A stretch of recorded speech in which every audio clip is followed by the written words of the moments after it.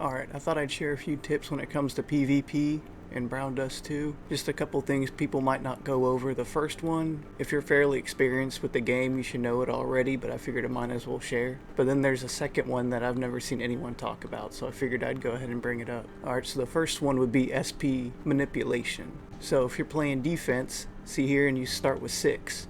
So that means you have 6 SP to go ahead and use up turn 1 if you have anything preemptive. So she has 5 right here. And this one right here has 1, so that'll be 6. That means you're cleared out, right? So turn 2, you should have another 6 because you refresh 6 every turn.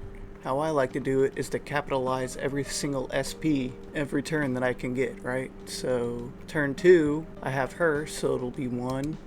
I have Bunny, so that's 4. And then what I do is I use her and use 2, and since it uses up all 6, that means it'll all be spent out automatically.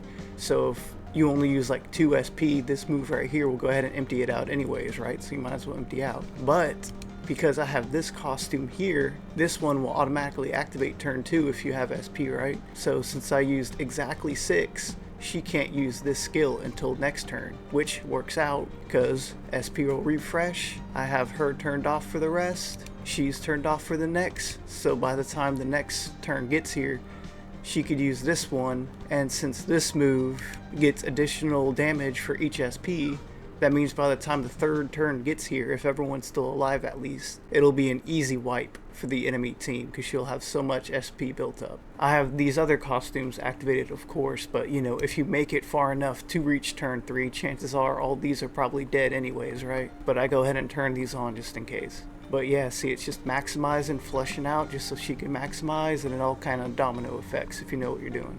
Now for the second one that I don't hear anyone talk about, Helena. If you have Helena completely built up costume wise, like you used all the tiers to unlock all the potential, then she shouldn't have any cooldown, which sounds good, especially if you're fighting bosses and everything else. But in PvP, this could actually work against you. So because I don't have this costume maxed out, she has the full cooldown time on it.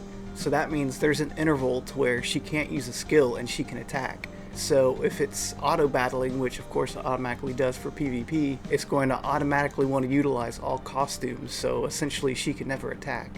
So as long as you don't unlock the potential of her cooldown, she'll have a turn to attack, and it actually has saved me a few times because it'll only be her alive versus someone else, and since it's towards the end of the fight, they'll usually have low HP, right? So one attack from her usually does it and wins me the game. So I'll show you an example of the skill tree now. So for this costume right here, right, if you go to her skills, go upgrade, see, I don't have this one unlocked. And that keeps her cooldown time completely maximized, or at the default cooldown. So just because I don't have this, it gives her the opportunity to attack, and it could be the one attack I need to win the game. So I haven't gone through the other characters, but I noticed this in real time for her, so I just go ahead and I'm just gonna keep it like this. I'm not even gonna unlock this just in case I want to maximize her in PvP. But yeah, if you have any other examples of costumes like her that actually kind of benefit from not unlocking all the way, feel free to let me know. I think that's pretty cool.